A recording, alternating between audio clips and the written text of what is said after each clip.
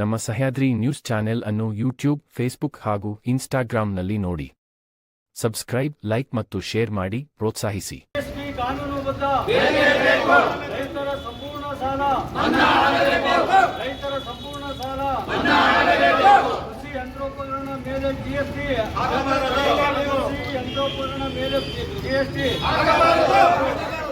ಸಂದರ್ಭದಲ್ಲಿ ಹಾಕಿರುವ ಕೇಸುಗಳನ್ನು ಕಾಡು ಪ್ರಾಣಿಗಳ ಹಾವಳಿಗೆ ಶಾಶ್ವತ ಪರಿಹಾರ,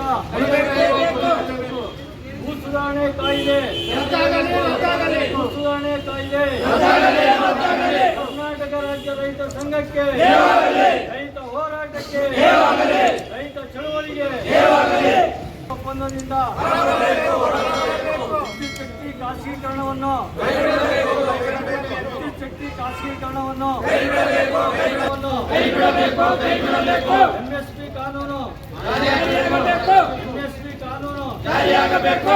ರೈತರ ಸಂಪೂರ್ಣ ಸಾಲ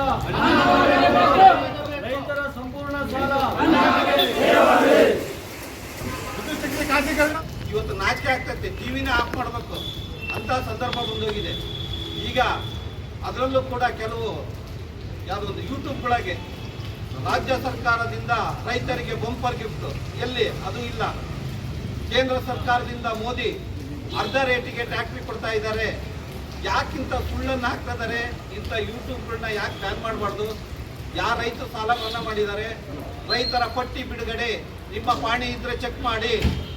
ಯಾವನ್ರಿ ಇವರು ಅವಿವೇಕಿಗಳು? ಯಾಕಿಂತ ಸುಳ್ಳು ಅನ್ನ ಹಬ್ಬಿಸ್ತಾ ಇದ್ದಾರೆ, ಜನರಿಗೆ ಮೋಸ ಮಾಡ್ತಿದ್ದಾರೆ. ಈ ಒಂದು ನಿಟ್ಟಿನಲ್ಲಿ ಇವತ್ತು ಏನಾಗಿದೆ ಅಂದರೆ C+2+50 ಇವತ್ತು ಜಾರಿಗೆ ತರಬೇಕು ಅಂತೇಳಿ ಎಷ್ಟೋ ವರ್ಷದಿಂದ ಒಂದು ಹೋರಾಟ ಮಾಡ್ತಿದ್ದಂಥ ಸಂದರ್ಭದಲ್ಲಿ ಎಲ್ಲ ಪಕ್ಷಗಳು ನಾವು ರೈತರ ಪರ ಅಂತ ಹೇಳ್ತಿದ್ದಾರೆ ಹೊರತು ರೈತರ ಬೆನ್ನುಮೂಳೆ ಮುರಿಯುವಂಥ ಕೆಲಸ ಮಾಡ್ತಿದ್ದಾರೆ. ಇವರು ತಮಗೆ ಎಷ್ಟು ಆಸ್ತಿ ಬೇಕು, ಇವತ್ತು ದೇಶದಲ್ಲಿ ಪ್ರತಿಯೊಬ್ಬ MLAಗಳು ಬರೀ 5 ಲಕ್ಷ ರೂಪಾಯಿ ಕೊಟ್ಬಿಟ್ಟು ಇಡೀ ದೇಶ ಸಾಲ ತೀರುವಂತ ಅಷ್ಟು ಗಂಟು ಮಾಡಿದ್ದಾರೆ. ಇವರು ಲಾರಿ ಮೇಲೆ ಏರ್ಬೇಕು. ಇವರು ಕೆದಕದೆ ಆಗೋಗಿದೆ ಅಂದರೆ ನಮ್ಮ ಬಗ್ಗೆ ಇವತ್ತು ಯಾವುದೇ ಕಾಳಜಿ ಇಲ್ಲ. ಇದೇ ರೀತಿ ಮುಂದುವರೆದ್ರೆ ಈಗೇನು ಸಂಯುಕ್ತ ಕಿಸಾನ್ ಹೋರಾಟ ಒಂದು ಮನವಿ ಕೊಡ್ತಿದ್ದೀವಿ, ಈಗಲೂ ಕೂಡ ನಾವು ಕೂಡ ಸಿಟಿಗಳಿಗೆ ಬಂದು ಹೋರಾಟ ಮಾಡಿ ಜನರಿಗೆ ತೊಂದರೆ. ಸಂಯುಕ್ತ ಕಿಸಾನ್ ಮೋರ್ಚೆಯ ಒಂದು ಕರೆ ಮೇರೆಗೆ ಕರ್ನಾಟಕದ ರಾಜ್ಯ ರೈತ ಸಂಘ ಹಾಗೂ ಹಸಿರು ಸೇನೆ ಶಿವಮೊಗ್ಗ ಜಿಲ್ಲೆಯಿಂದ ಇವತ್ತು ಸಂಸತ್ ಸದಸ್ಯರಿಗೆ ಒಂದು ಮನವಿ ಕೊಡುವಂಥ ಕಾರ್ಯಕ್ರಮ ಮಾಡ್ತಾ ಇದ್ದೀವಿ. ಈ ಒಂದು ಮನವಿಗೆ BY ರಾಘವೇಂದ್ರ ಕೂಡ ಆಗಮಿಸಿ ಇವತ್ತು ನಮ್ಮ ಮನವಿಯನ್ನು ಸ್ವೀಕರಿಸಿದ್ದಾರೆ. ಆದರೆ ನಮ್ಮ ಬೇಡಿಕೆಗಳು ಇಷ್ಟೇ. ಇವತ್ತು ಏನು ರೈತರ ಮೇಲೆ ತೆರಿಗೆ ಹೊರಿಸ್ತಾ ಇರೋವಂಥದ್ದು, ಮತ್ತು ಭೂ ಕಾಯ್ದೆ ತಿದ್ದುಪಡಿಯನ್ನು ವಾಪಸ್ ಪಡೆಯುವಂಥದ್ದಿರ್ಬೋದು, ಕೃಷಿ ಕಾಯ್ದೆಯನ್ನು ವಾಪಸ್ ಪಡೆಯುವಂಥದ್ದಿರ್ಬೋದು, ಭೂ ಸುಧಾರಣಾ ಕಾಯ್ದೆಯನ್ನು ವಾಪಸ್ ಪಡೆಯುವಂಥದ್ದು, ಈ ಒಂದು ಕಾಯ್ದೆಗಳಿಂದ ರಾಜ್ಯ ಸರ್ಕಾರ ಕೂಡ ಇವತ್ತು ಹೊರಗೆ ಬರಬೇಕು ಅಂತೇಳಿ ಏನಿವತ್ತು ಹಿಂದಿನಿಂದಲೂ ಕೂಡ ಹೋರಾಟ ಮಾಡ್ಕೊಂಡು ಬಂದಿದ್ವಿ. ಆದರೂ ಕೂಡ ನಮ್ಮ ಮನವಿಗೆ ಸ್ಪಂದಿಸದೆ ಇವತ್ತು ರಾಜ್ಯ ಸರ್ಕಾರ ಮಲ್ತಾಯಿ ಧೋರಣೆ ತೆಗೆದಿದೆ. ಹಾಗಾಗಿ ಇವತ್ತು ಈ ಒಂದು ದೇಶದಂಥ ಪ್ರತಿಯೊಬ್ಬ ಸಂಸದರ ಭವನ ಮುಂದೆ ಕೂಡ ನಾವು ಪ್ರತಿಭಟನೆ ಮಾಡ್ತಾ ಇದ್ದೀವಿ. ಈ ಒಂದು ಸಂಯುಕ್ತ ಕಿಸಾನ್ ಹೋರಾಟಕ್ಕೆ ಕರ್ನಾಟಕ ರಾಜ್ಯ ರೈತ ಸಂಘ, ಇತರೆ ಸಂಘಟನೆಗಳು ಕೂಡ ಸಹಕಾರ ಕೊಡ್ತಾ ಇದ್ದೀವಿ. ಮುಂದಿನ ದಿನಗಳಲ್ಲಿ ದೀರ್ಘವಾದ ಹೋರಾಟವನ್ನು ಹಮ್ಮಿಕೊಳ್ಬೇಕಾಗತ್ತೆ. ಈ ನಮ್ಮ ಕಾರ್ಯಕ್ರಮವನ್ನು ಯಶಸ್ವಿಗೊಳಿಸ್ತಾ ಇದ್ದ ಕಾರಣಕ್ಕೆ ನಾವು ಈ ಒಂದು ಪ್ರತಿಭಟನೆಯನ್ನು ಹಮ್ಮಿಕೊಳ್ಬೇಕಾಗತ್ತೆ ಅಂತೇಳಿ ಈ ಸಂದರ್ಭ ಹೇಳ್ತೀವಿ. ಹಿಟ್ಟೂರು ರಾಜು, ರಾಜ್ಯ ಉಪಾಧ್ಯಕ್ಷ.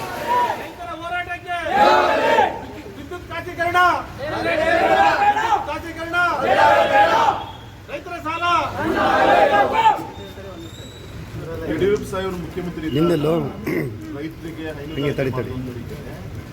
ಲೀಟ್ರಿಗೆ ಮೊನ್ನೆವರೆಗೂ 5 ರೂಪಾಯಿ ಬರ್ತಾ ಇತ್ತು, ಪೂರ್ತಿ ನಿಂತ್ಕೊಂಡಿದ್ದೆಲ್ಲ. ಎರಡನೇದು ಅಕ್ರಮ ಸಕ್ರಮಕ್ಕೆ ಈಗ ಮೊದಲು 10,000 ರೂಪಾಯಿ ಕಟ್ಬೋದು, ಈಗ ಲಕ್ಷಗಟ್ಟಲೆ ಕಟ್ಬೋದು ಅಲ್ವಾ? ಈ ಎಲ್ಲ ವಿಚಾರಗಳು ಇಟ್ಕೊಂಡು ಸ್ವಲ್ಪ ಬಿಸಿ ಮುಗಿಸಿದ್ರು ಇಟ್ಕೊಳ್ಳಿ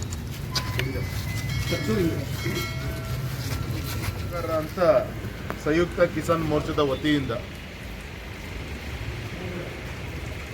ರೈತರ ಒಂದು ಸ್ವಾವಲಂಬಿ ಜೀವನಕ್ಕೋಸ್ಕರ ಕೆಲವು ಬೇಡಿಕೆಗಳನ್ನು ಕೊಟ್ಟಿದ್ದಾರೆ.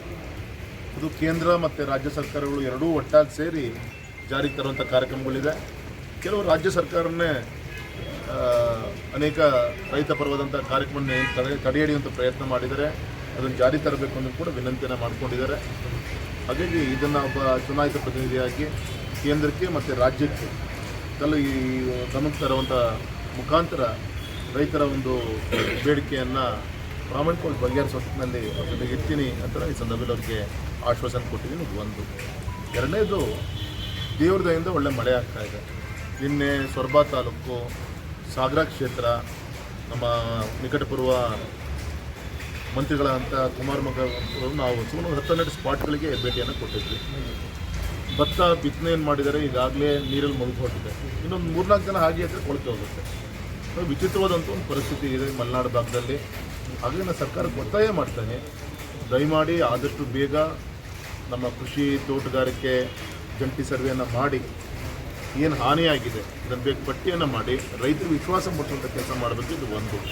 ಎರಡನೇದು ತಮಗೆ ಗೊತ್ತಿರ್ಬೋದು, ಹಿಂದೆ ಗೌರವಂತ ಯಡಿಯೂರಪ್ಪನವ್ರು ಮುಖ್ಯಮಂತ್ರಿ ಇದ್ದಾಗ ಮಳೆಗಾಲದಲ್ಲಿ ನೆರೆಹಾವಳಿಗೆ ಬಿದ್ದಂಥ ಮನೆಗೆ NDRF ನಾಮ್ಸು 1.25 ಲಕ್ಷ ರೂಪಾಯಿ ಇದ್ದರೂ ಕೂಡ 3.25 ಲಕ್ಷ ರಾಜ್ಯ ಸರ್ಕಾರದ SDRF ಇದರಿಂದ ಜೋಡಿಸ್ಕೊಟ್ಟು 5 ಲಕ್ಷ ರೂಪಾಯಿ ಒಂದು ಮನೆಗೆ ಕೊಡುವಂಥ ಕಾರ್ಯಕ್ರಮ ಜಾರಿಗೆ ತಂದರು. ಅದು ನಮ್ಮ ದೌರ್ಭಾಗ್ಯ ಇವತ್ತಿನ ಸರ್ಕಾರ ಕೇವಲ 1.25 ಲಕ್ಷಕ್ಕೆ ಮಾತ್ರ ಸೀಮಿತ ಮಾಡಿದೆ. ಮತ್ತು ದಾಖಲೆ ಇಲ್ಲದಂಥ ಮನೆಗಳು ಕುಸಿದ್ರು ಕೂಡ ಅದಕ್ಕೆ 1 ಲಕ್ಷ ಆದರೂ ಕೊಡಬೇಕು ಅಂತೇಳಿ ಕಾನೂನನ್ನು ತಂದಿದ್ರು. ಉದಾಹರಣೆಗೆ ಅದು ಮಳೆ ಬಂದಿದೆ, ಮನೆ ಗಟ್ಟಿಯಾಗಿ ನಿಂತ್ಕೊಂಡಿದೆ, ಆದರೆ ಗೋಡೆ ಪೂರ್ತಿ ನಿಂದಿದೆ. ಇವತ್ತು ಇನ್ಸ್ಪೆಕ್ಷನ್ ಹೋದಾಗ ಮನೆ ನೋಡೋಕ್ಕಿರುತ್ತೆ, ನಾಳೆ ಗೋಡೆ ಕುಸಿದು ಬೀಳುತ್ತೆ. ಬರೀ ಗೋಡೆ ಬಿದ್ದನ್ನು ದುಡ್ಡು ಕೊಡೋಕೆ ಹೋದರೆ ಒಂದು ಮನೆ ಗೋಡೆ ಬಿದ್ದಾದಮೇಲೆ ಪೂರ್ತಿ ಕಟ್ಟಬೇಕಾಗತ್ತೆ. ಅರ್ಧಂಬರ್ಧ ದುಡ್ಡು ಕೊಟ್ಟರೆ ಮನೆ ಕಟ್ಟೋಕ್ಕಾಗಲ್ಲ. ಹಾಗಾಗಿ ಪ್ರಾಕ್ಟಿಕಲ್ಲಾಗಿ ಬಡವರ ಒಂದು ಸಮಸ್ಯೆ ಇರ್ಬೋದು, ಜಾನುವಾರುಗಳು ಕೊಚ್ಕೊಂಡು ಹೋಗಿದ್ದಾವೆ. ಹಾಗೆ ಸರ್ಕಾರ ಆದಷ್ಟು ಸ್ಪಂದನೆ ಮಾಡೋಂಥ ಕೆಲಸನ ಮಾಡಬೇಕು ಅಂತೇಳಿ ನಾನು ಸರ್ಕಾರಕ್ಕೆ ನಿನ್ನೆ ಸಂಜೆ ನನ್ನೆಲ್ಲ ಆ ಪ್ರವಾಸನ ಮುಗಿಸ್ಕೊಂಡು ಸಂಜೆ ಗೌರವಿತ ನಮ್ಮ ಶಿವಮೊಗ್ಗ ಸಾಗರ AC, ನಮ್ಮ DC ಇತರ ಅಧಿಕಾರಿಗಳ ಜೊತೆಗೆ ನಾನು ನಿನ್ನೆ ಒಂದು ಏನು ಪ್ರವಾಸ ಮಾಡಿದ್ದೆ ನಿನ್ನೆ ನೆರೆಹಾವಳಿ ಭಾಗದಲ್ಲಿ ವರದಿಯನ್ನು ಕೂಡ ಕೊಡೋ ಕೆಲಸ ಮಾಡಿದ್ದೀನಿ. ಅದಕ್ಕೆ ಇದನ್ನು ಸೆಷನ್ ಮುಗಿಸ್ಕೊಂಡು ಸಂಬಂಧಪಟ್ಟಂಥ ಅಧಿಕಾರಿಗಳು ಸಂಬಂಧಪಟ್ಟಂಥ ಚುನಾಯಿತ ಪ್ರತಿನಿಧಿಗಳು ಈ ರೈತರ ಕಡೆಗೆ ಗಮನ ಹರಿಸಬೇಕು ಅಂತ ನಾನು ವಿನಂತಿಯನ್ನು ಮಾಡ್ತೀನಿ. ಈ ಥರ ಅನೇಕ ಸಂದರ್ಭದಲ್ಲಿ ಅವಮಾನಗಳನ್ನು ಮಾಡುವಂಥ ಪ್ರಯತ್ನ ಕೆಲವು ಈ ಸಣ್ಣ ಮನಸ್ಸಿನ ದೊಡ್ಡ ವ್ಯಕ್ತಿಗಳು ಈ ಥರ ತಪ್ಪುಗಳನ್ನು ಮಾಡಿದ್ದಾರೆ. ತುಂಬ ಒಳ್ಳೆಯ ರೀತಿಯಂಥ ಆ ರೈತನು ಕೂಡ ಸ್ವಾಭಿಮಾನದಿಂದ ನಾನು ಕೂಡ ಈ ದೇಶಕ್ಕೆ ಅನ್ನ ಕೊಟ್ಟಿದ್ದೀನಿ ಅಂತೇಳಿ ಹೋರಾಟ ಮಾಡಿ ಆ ಮಾಲ್ ಓನರ್ ಕಡೆಯಿಂದ ಕ್ಷಮೆಯನ್ನು ಕೂಡ ಕೇಳಿಸುವಂಥ ಪ್ರಯತ್ನವನ್ನು ಮಾಡಿದ್ದಾರೆ. ತುಂಬ ಒಳ್ಳೆಯ ವಿಚಾರ. ಈ ರೀತಿ ನಮಗೆ ಅನ್ಯಾಯ ಆಗಿದಾಗ ಯಾಕೆ ಅಂತ ಕೇಳುವಂಥ ಪ್ರವೃತ್ತಿ ಎಲ್ಲಿವರೆಗೂ ಇರಲ್ಲೋ ಅಲ್ಲಿವರೆಗೂ ಈ ಅವಮಾನಗಳು ಆಗ್ತಾನೆ ಇರುತ್ತೆ. ನಮಗೆ ಅವಮಾನ ಆದಾಗ ಅದನ್ನು ಹಿಡಿದು ಕೇಳುವಂಥ ಒಂದು ಪ್ರವೃತ್ತಿ ಬೆಳೆಸ್ಕೊಬೇಕು ಅಂತ ಈ ಸಂದರ್ಭದಲ್ಲಿ ವಿನಂತಿಯನ್ನು ಮಾಡ್ತೀವಿ. ಕಾಂಗ್ರೆಸ್ಸೋ BJPನೋ ಒಟ್ಟು ನಮ್ಮ ಕಾಲದಲ್ಲಿ ಕೆಲಸ ಆಗಿದೆ. ಯಾಕೆ ಈ ಥರ ಆಯಿತು? ವೈಜ್ಞಾನಿಕವಾಗಿ ಅದನ್ನು 90 ಡಿಗ್ರಿಯಲ್ಲಿ ಫಾರ್ಮ್ ಕಟಿಂಗು ಗುಡ್ಡವನ್ನು ಮಾಡಿದ್ರ ಏನಾಗುತ್ತೆ, 40 ಡಿಗ್ರಿ ಸ್ಲೋಪಲ್ಲಿ ಕಟ್ ಮಾಡಬೇಕು ಅಂದರೆ ಅಷ್ಟು ಫಾರೆಸ್ಟ್ ಲ್ಯಾಂಡ್ ಕ್ಲಿಯರೆನ್ಸ್ ಕೊಡಬೇಕಾದ್ರೆ ಫಾರೆಸ್ಟ್ ಅಧಿಕಾರಿಗಳು. ಹಾಗಾಗಿ ಆ ಸ್ಲೋಪನ್ನು ನೇರವಾಗಿ ಕಡಿತ ಮಾಡೋಂಥ ಪರಿಣಾಮ ಈ ರೀತಿಯಂಥ ಒಂದು ಆಘಾತಕಾರಿ ಘಟನೆಗಳು ನಡೀತಾ ಇದೆ. ಮತ್ತು ಕಾಂಕ್ರೀಟ್ ಗೋಡೆ ಕುಸಿದಿದೆ, ಅದನ್ನು ಕೂಡ ಇನ್ನೂ ಬರುವಂಥ ದಿನದಲ್ಲಿ ಇನ್ನೂ ಸ್ಟ್ರೆಂತನ್ನಾಗಿ ಇಷ್ಟೆಲ್ಲ ದೊಡ್ಡ ಅನುದಾನವನ್ನು ಕೊಟ್ಟಿರ್ತಾರೆ ಸರ್ಕಾರ. ಯಾಕೆ ಈ ಥರ ತಪ್ಪುಗಳು ಆಗ್ತಾ ಇದೆ ಇದನ್ನು ಕೂಲಂಕುಷವಾಗಿ ತನಿಖೆ ಆಗಬೇಕು. ನಾನು ಕೂಡ ನಾಳೆ ಡೆಲ್ಲಿ ಹೋದಾಗ ನಮ್ಮ ಸಂಬಂಧಪಟ್ಟಂಥ ಇಲಾಖೆಯ ಮುಖ್ಯಸ್ಥರಿಗೆ ಮಾತಾಡೋ ಪ್ರಯತ್ನ ಮಾಡ್ತೀನಿ.